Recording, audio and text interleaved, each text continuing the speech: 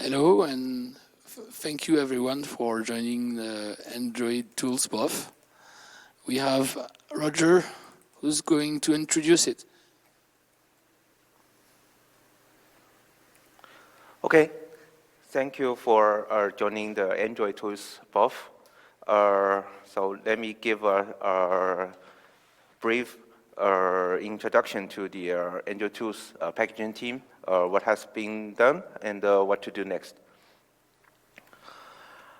The brief introduction to the Android platform tools. We need to package the basic tools for Android, like faster boot and ADB, and a lot of other related libraries, such as the Android libbase, libpacktrace, and etc.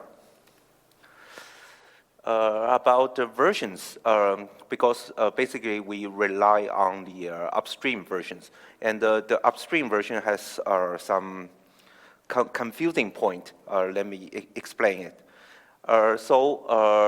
There is Android API level version, like latest is 33.0.1. There is another Android version here. The latest is the 13 beta 3. It will release in this fall, I think. And currently it's before the release, so it's called beta 3. Okay, let's go back to the previous slide. So for the previous release, like this one, this was Platform Tools 29 was released on the 2019 May, and actually about the same time the Android Q preview one was released on March, but actually the real release happened on the July, and the same thing happened on the Platform Tools 30.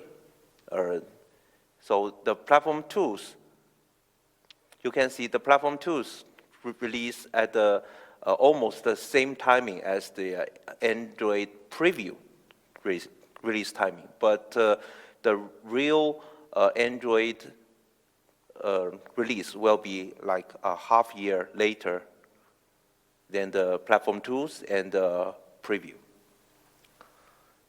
That's why we need to release something like boring SSL or in the like preview or beta release.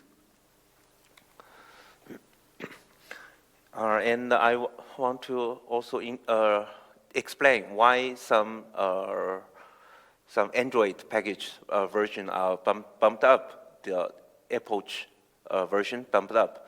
That's because some packages was originally using the Android API level, like the 33 version, but we decided later to package in the Android version, so we have to use the approach bump up.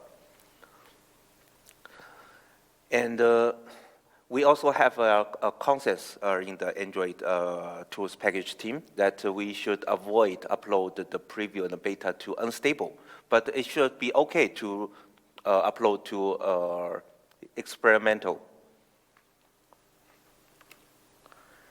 Okay, the official release information can be got from the upstream webpage.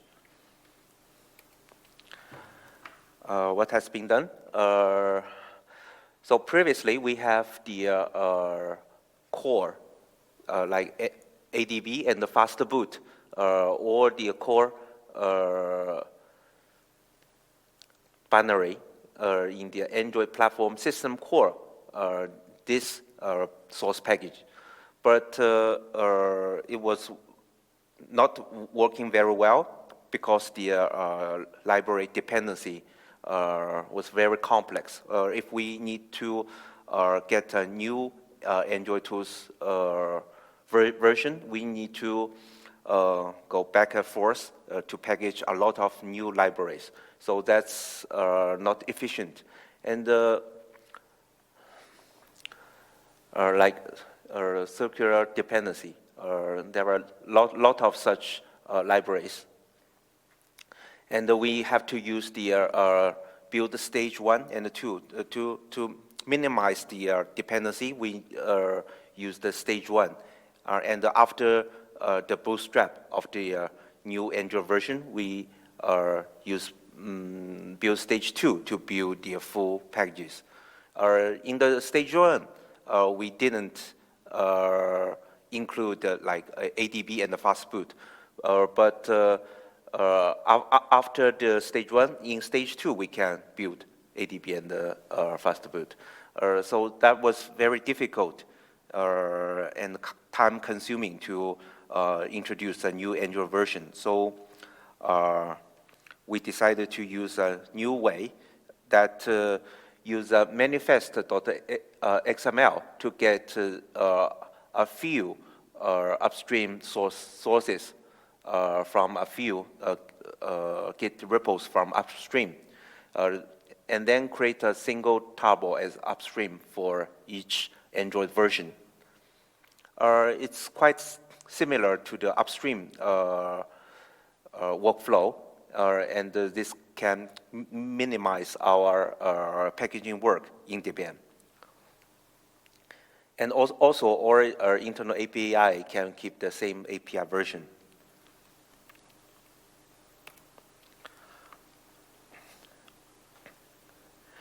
In this new way of the workflow, we can upgrade to the upstream version without using the build stage 1, 2. And we also keep the same library package name, like Android libbase, Android liblog. And we also keep using the separated source packages if the source package is independent enough, like the boring SSL.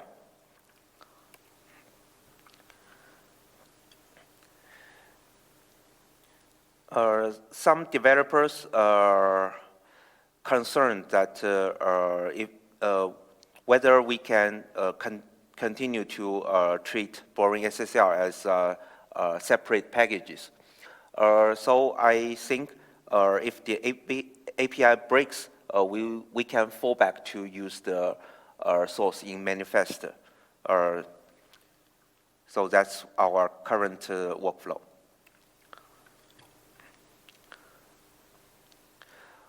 For the boring SSL, I have some more words to say. That currently, the upstream only support the little ending architecture as the source code. I point the URL of the source code there. It says it only supports little ending. And I also make the packages to build on almost all little ending architectures, like ARM-ER, ARM-HF, 64, and etc.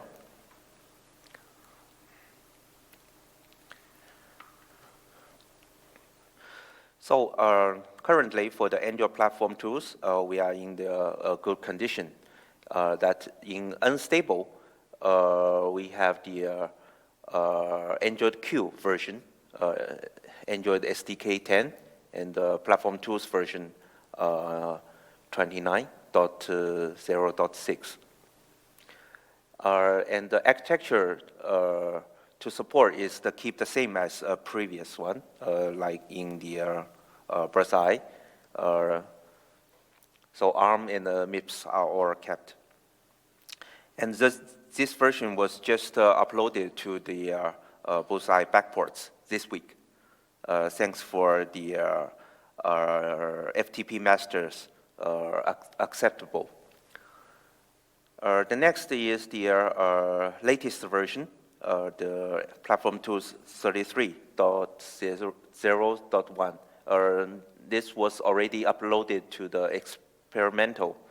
Currently, the Android SDK version for that was the 13, and it's still in beta 3. So I think it's, for the time being, it's good to in the experimental. And for that version, I added PPC 64EL and RISC-V 64. Or auto package test got passed.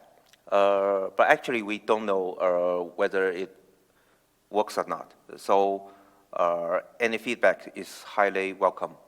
So if you have the PPC 64EL or RISC-V 64 machine, you can try the ADB and fast boot and tell me whether it works for you.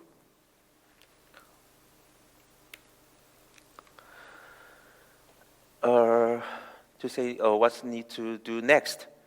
So we need to keep tracking on the upstream version for other not so core packages like Android Platform Arts and Android Platform Framework Base. Actually, I already uploaded the Android Platform Framework Base, the latest, the beta 3, to the experimental, but there is a big issue for the one binary package called the AAPT2. So this binary does not work in the latest version, so we need to fix it. And another work probably we can do is that we can package the NDK. It's like another fork for the CLAN. Maybe we need it because there are some native application in the Android. If we want to build it, currently we have to use the upstream tools to build. Debian don't have a tool to build it now. If we package the NDK, we can build it. And the next topic is the Kotlin. It's already stable now, and maybe we can do it. Do some work for the Android tools.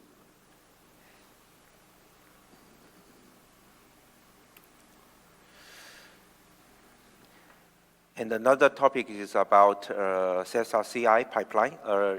Currently it's broken for the Android platform tools team. So maybe someone can help to fix it.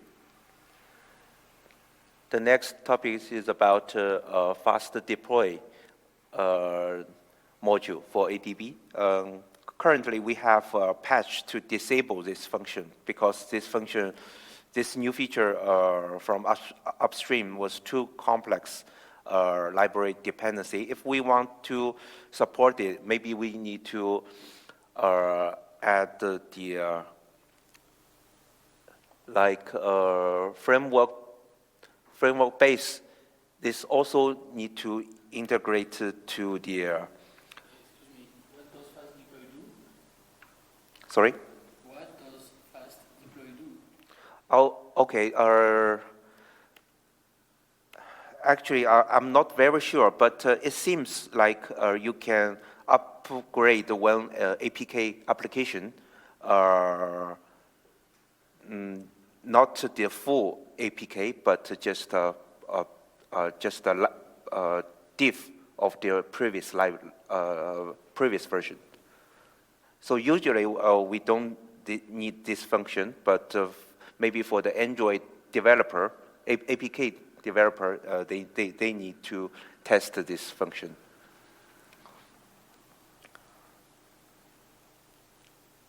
Okay. And for the Android tools team, we have the outreach pacification program. So for this year, we have the Google Summer of Code. And we have two outreach interns and mentored by Chirayu Desai.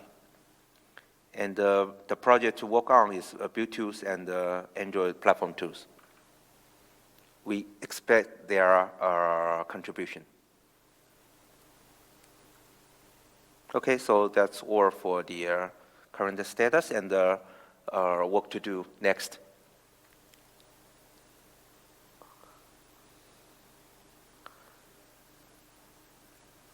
Okay.